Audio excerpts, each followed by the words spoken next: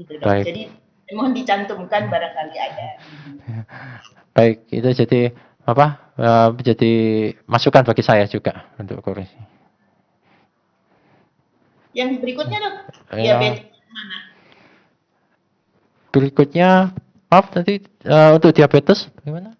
Untuk Ya, kan bisa katanya tadi untuk pencegahan. ya, Nah, diabetes yang mana yang akan dicegah? Tipe yang mana maksudnya? baik. Untuk diabetes tipe yang mana ini karena saya menggunakan streptozotocin dan itu merusak sel beta pankreas, itu mempunyai gambaran yang hampir sama dengan diabetes tipe 1. Jadi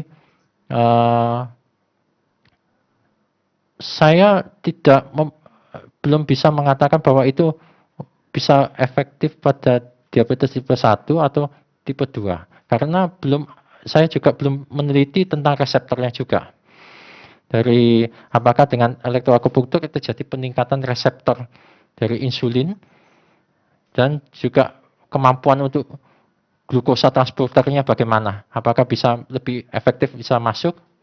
Nah, itu belum ada. Itu menjadi bahan untuk penelitian selanjutnya.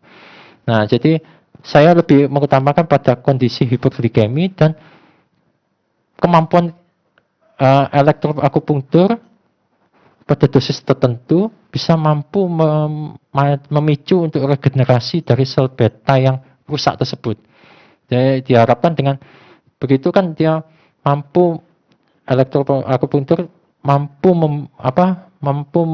meningkatkan kemampuan dari sel beta pankreas untuk meregenerasi sel-selnya yang rusak. Oleh karena paparan dari bahan-bahan toksik.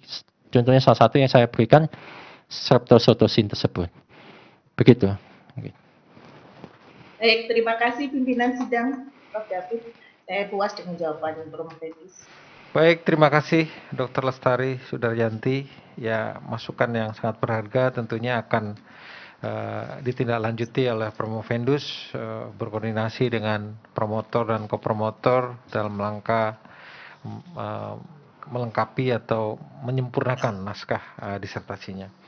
Baik, kita lanjutkan. Kami persilahkan Dr. Teresia Indah Budi, Dokter Gigi, Magister Kesehatan untuk menyampaikan sanggahan atau pertanyaannya. Terima kasih pimpinan sidang. Dan sebelumnya saya ucapkan selamat pada Promovendus, Dr. William, dan juga kepada promotor dan kopromotor yang sudah bisa mengantarkan Dr. William sampai ke ujian terbuka. Ya, saya ada beberapa catatan, Dr. William. Yang pertama mungkin koreksi dulu ya. Jadi saya baca di definisi operasional itu pemeriksaan yang menggunakan mikroskop itu pemeriksaannya menggunakan 40 kali ya pembesarannya ya. Tapi di hasil itu 400 kali. Yang benar yang mana? Ya nanti mohon sekalian dijawab ya untuk koreksinya. Kemudian juga di definisi operasional itu tidak disebutkan ST36. Padahal ST ini juga merupakan salah satu titik yang digunakan dan ini. Jadi yang disebutkan di situ hanya EA-nya aja, jadi elektroakupunkturnya aja. Jadi mungkin bisa ditambahkan. Nanti sekalian saya T36 itu, ya. Karena kebetulan saya juga sama-sama dengan Prof. Rin, jadi salah satu pengajar di vokasi Patra, dipaham sekali dengan ST36 ini. Nanti sekalian itu untuk pertanyaan saya. Jadi saya sekarang langsung ke pertanyaan sekalian. Jadi titik ST36 atau yang biasa kita sebut sebagai Cusanli, ini memang merupakan salah satu titik andalan ya kalau di dalam akupunktur. Karena titik ini mempunyai banyak sekali fungsi. Tolong nanti dijelaskan titik ini adalah titik masuk di dalam kategori meridian apa, ya. Kemudian karena ini Dr. William melakukan sendiri ya penelitiannya, tentunya tahu cara menentukan titik itu. Jadi karena itu tadi saya di definisi operasional, saran saya supaya dituliskan, supaya orang juga tahu bagaimana menentukan titik ST36 atau Jusanli ini. Jadi kalau sudah tahu titiknya di mana, letaknya di mana, kemudian di dalam akupunktur itu, di dalam melakukan satu penusukan itu ada caranya. Jadi tidak sekedar langsung masuk itu jarumnya ya. Tapi ada cara, jadi arahnya bagaimana, kemudian sedalam apa, dan jarum yang digunakan itu biasanya ada ukurannya. Dan ukuran itu menentukan di mana nanti ketika masuk dia pas tepat pada poin di akupunktur. Karena kalau jarum yang digunakan tidak sesuai, maka poin akupunkturnya tidak kena. Kalau tidak kena, maka hasilnya juga tidak akan sebaik kalau kena di titik akupunktur. Jadi mungkin itu nanti yang pertanyaan saya yang untuk dijawab. Kemudian juga di dalam melakukan terapi akupunktur itu biasanya terapi ini dilakukan dengan cara serial. Jadi tidak satu kali serial. Kenapa? Karena tadi juga sudah dijelaskan oleh Prof. Rin bahwa di dalam ilmu kedokteran tradisional bahwa sakit itu adalah ketidakseimbangan yin dan yang, istilahnya seperti itu. Atau kalau di dalam ilmu kedokteran dasar bisa dikatakan sebagai homeostasisnya yang mengalami suatu gangguan.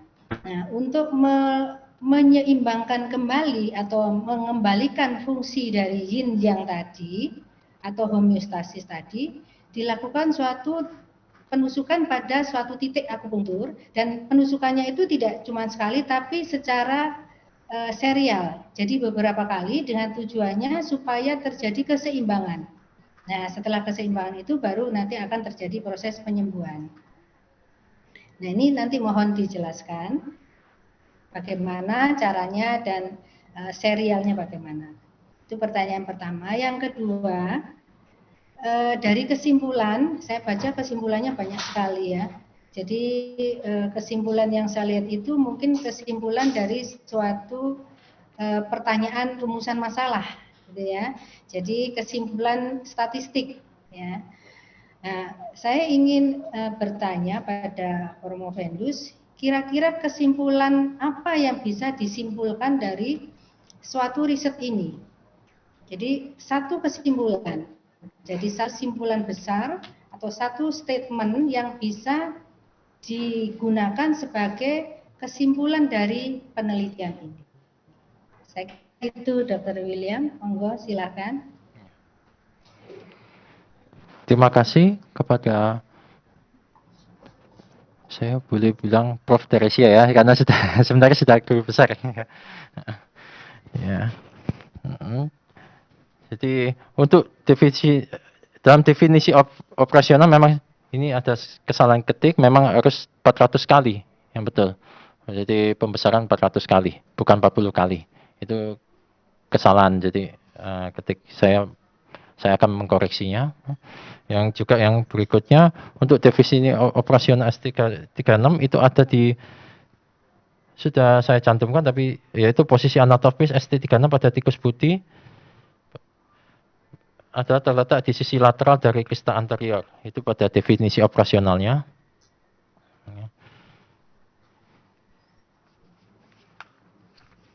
Sekarang saya akan menjawab pertanyaannya. Untuk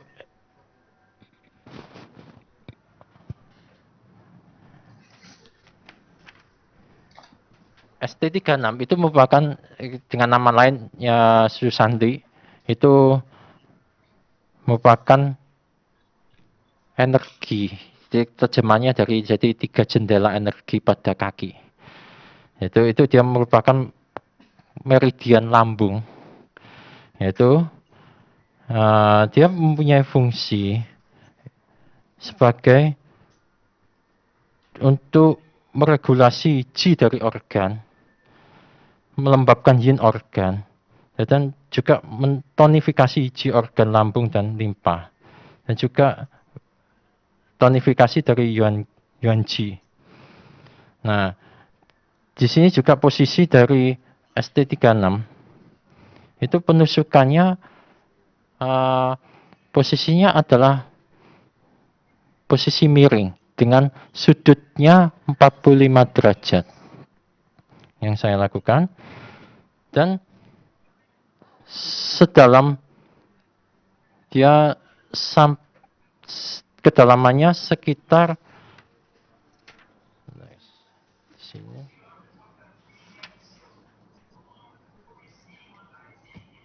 Itu dalamnya sekitar setengah sentimeter.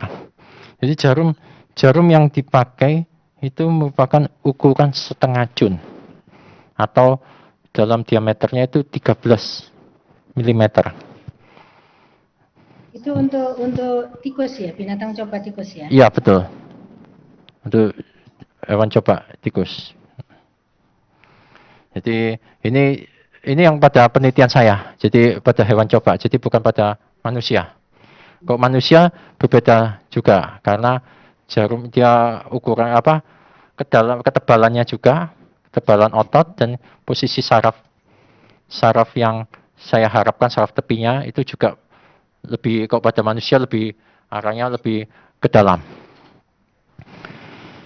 Jadi itu yang jarumnya itu pun saya memakai jarum stainless steel dan yang steril. Jadi sudah sudah diakreditasi dengan POM ya. Jadi itu jarumnya benar-benar steril. Jadi tidak ada masukan dari kemungkinan ada masuknya patogen akibat penusukan tersebut.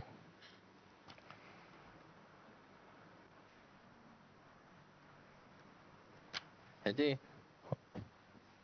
untuk serial dari akupunktur itu yang saya lakukan pada hewan coba ini serialnya saya pakai sesuai dengan manusia, yaitu 2 seri, yaitu seri pertama selama 2 minggu dan seri yang kedua selama sampai 1 bulan. Dan itu saya pakai, saya terapkan pada hewan coba dengan harapan saya ingin menyamakan dengan yang pada manusia tersebut. Dan sebelumnya saya melakukan penelitian pendahuluan tentang tikusnya apakah dengan kondisi hipoglikemi pasca penyuntikan STZ mampu tidak bertahan hidup sampai 1 bulan. Itu sempat saya lakukan, ternyata tikusnya itu mampu hidup sampai 1 bulan, 1 mingguan, lebih dari 1 minggu. Jadi saya berani melakukannya sama. Jadi serialnya saya samakan dengan manusia. Dan jadi dari situ saya melihat, jadi saya bagi untuk seri yang pertama yaitu selama 14 minggu, 14 hari, itu bagaimana. Jadi saya lihat dengan parameter yang saya tentukan, yaitu juga pada hari yang ke-30 saya lihat juga parameternya tersebut. Untuk kesimpulan, jadi yang saya dapatkan bahwa dengan frekuensi elektroakupunktur dengan frekuensi rendah, dalam hal ini 10 Hz, karena sudah ditentukan 10 Hz, itu mampu meningkatkan Fc gamma reseptor pada makrofag, dan substance P peningkatan substance P tidak ada kaitannya dengan peningkatan dari Fc gamma reseptor tersebut. Demikian yang bisa saya jelaskan, Prof. Ya, terima kasih Promovendus, sangat puas. Terima kasih pimpinan sidang. Saya kembalikan lagi pada pimpinan sidang. Baik, terima kasih Dr. Teresia Indah Budi atas pertanyaannya. Kita lanjutkan, kami persilakan Profesor Dr. Haji Sarmanu, Dokter Hewan, Magister Sains. Terima kasih Profesor David sebagai Ketua Sidang. Selamat Dr. William ya. Terima kasih, Prof. Saya sudah banyak bertanya tentang statistika, metodologi penelitian saat ujian proposal, saat ujian tertutup, kelayaan, dan yang terakhir ujian terbuka ini saya bertanya yang lain ya. Perlu Anda ketahui ya, penelitian itu mempunyai peran yang besar untuk negara-negara di dunia ya. Bahkan kemajuan negara itu indikatornya banyak yang terkait dengan penelitian itu. Negara itu maju kalau SDM di negara itu banyak publikasi internasional ya. Yang kedua, negara itu maju kalau SDM di negara itu banyak menghasilkan hak paten ya. Hak paten, jangan paten-patenan itu ya, hak paten ya. Kemudian selain itu juga ada indikator bahwa SDM suatu negara itu maju kalau banyak yang bekerja sebagai peneliti gitu. Ternyata negara yang terbaik di dunia dalam bidang riset itu bukan Amerika, Jepang, tapi Israel ya. Israel itu per 1 juta penduduk yang bekerja sebagai peneliti itu ada 12.500 orang. Amerika, Jepang itu hanya antara 6.000 sampai 7.000. Jadi yang rasio yang terbaik di dunia itu Israel. Ya. Itu sebagai pengantar. Nah, saya ini ingin tanya ya. Peran penelitian untuk pengembangan bangsa dan negara kita ini apa khususnya dalam bidang kesehatan, Dr. William? Silahkan jelaskan. Terima kasih kepada Prof. Sarmanu. Betul, suatu negara bisa berkembang kalau SDM-nya maju dan banyak melakukan riset. Karena riset itu penting, karena dengan riset kita bisa menghasilkan sesuatu, yaitu bisa dalam bentuk produk maupun metode yang selanjutnya akan bisa dipatenkan, jadi milik bangsa sendiri. Dan itu penting sekali. Dan ini belajar dari pandemi corona ini, negara baru, saya lihat baru merangsang untuk peneliti-peneliti untuk menciptakan suatu alat-alat untuk pemeriksaan. Jadi pemeriksaan untuk corona. Tapi sebenarnya kita kalah dengan negara lain. Negara lain cepat sekali karena mereka sudah punya dasar dulu dari sebelumnya, dan sehingga mereka bisa membuat alat-alat pemeriksaan. Contoh dari kita belajar dari Cina, dia bisa membuat alat rapid test walaupun dengan kualitas mungkin masih diragukan, tapi mampu membanjiri pasar dunia, sehingga dengan membanjiri tersebut mereka pertumbuhan ekonominya masih di atas 1% ya per tahun. Itu yang hebatnya mereka, karena mereka sudah punya dasar untuk merangsang dari setiap warganya atau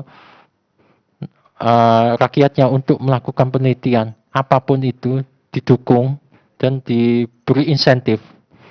Saya melihat itu sangat cepat sekali dalam bentuk, termasuk juga contohnya di akupunktur, alat-alat elektroakupunktur buatan China itu sangat membanjiri dunia, banyak.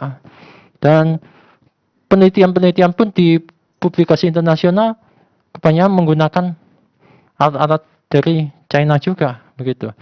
Nah, itu yang saya lihat bahwa mereka mampu bersaing, mampu menguasai dunia melalui riset. Jadi, mengapa negara kita tidak bisa melakukan itu? Sebenarnya bisa. Kita punya SDM, cuma karena tidak adanya insentif atau tidak adanya istilahnya stimulasi dari pemerintah, sehingga kebanyakan dari SDM kita itu malas untuk melakukan penelitian. Itu terbukti juga ya, ini seperti di Fakultas Kedokteran Ciputra juga, sebagai fakultas kedokteran yang baru itu juga menjadi kendala untuk melakukan riset. Jadi untuk memancing staf-staf dosen untuk melakukan riset itu agak susah. Jadi mereka berpikir apa? Lebih baik praktek daripada melakukan penelitian. Karena dapat uangnya lebih banyak. Itu. Jadi apa? Itu yang istilahnya tidak adanya semangat karena tidak adanya stimulus dari mungkin ya yang paling besar ya dari negara ya. Demikian Prof. Pesan saya yang terakhir ya Dr. William ya. Ya. Anda jangan melupakan riset. Kalau banyak praktek nanti guru besarnya lama ya, harus banyak publikasi ya. Saya ikut senang kalau Anda cepat menjadi guru besar gitu loh. Kalau materi kan bisa hilang, tapi kalau ilmu ini malah bertambah gitu loh. Apalagi seseorang kalau mengajarkan ilmu yang bermanfaat dengan ikhlas itu, insya Allah besoknya masuk surga itu. Amin. Jadi matinya mati utomo itu. Ya, tolong pesan saya ya. Ya. Jangan mati nisto. Ilmu yang tinggi digunakan untuk hal yang tidak baik, misalnya untuk buat bom, untuk ngebomi manusia yang tidak bersalah itu mati nisto, tidak dihisap itu langsung masuk neraka. Ya. Terima kasih Prof. David sambil ceramah supaya mantap. Iya. Terima kasih. Terima kasih. Prof. Sarmanu.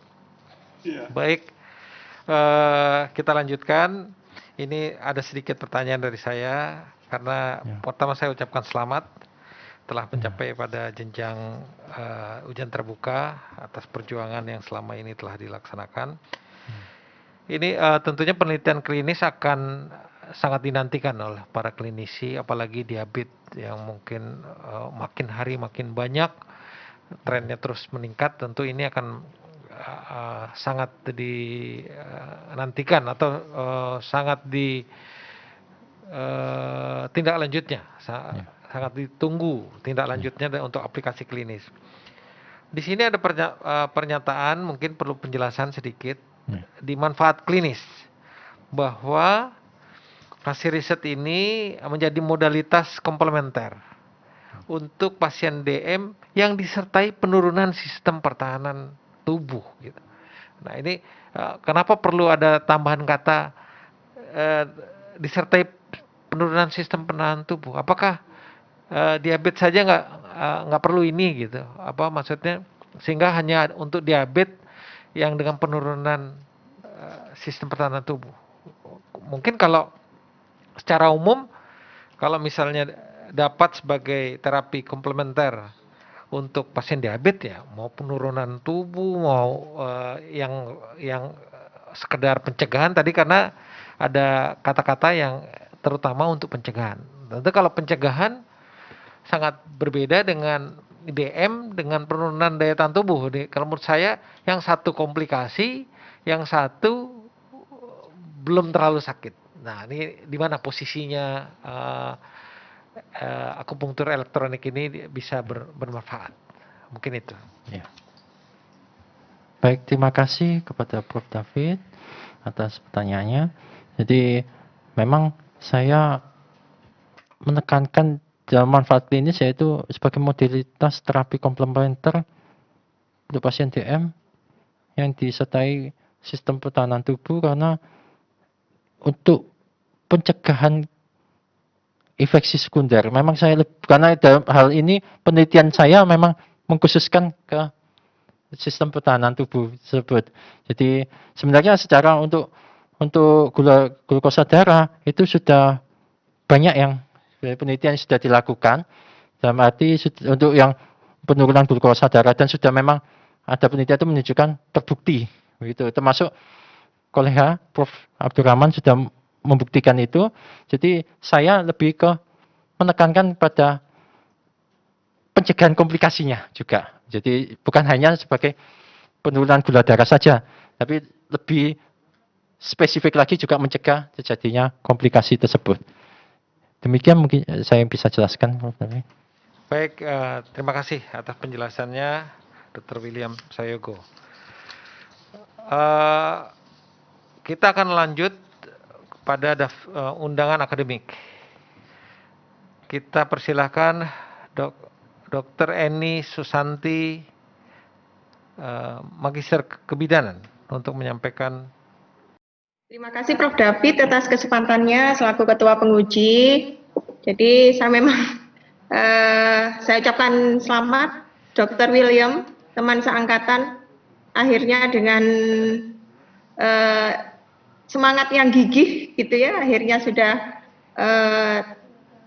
maju ke tahap 2 ujian terbuka, tahap akhir. Ya, semoga ilmu kita barokah dan bermanfaat. Karena basic saya kebidanan, jadi mungkin kalau saya baca sekilas dari sampel Dr. William ini memang tikus jantan. Nah, karena saya kebidanan, jadi kenapa nggak tikus betina ya?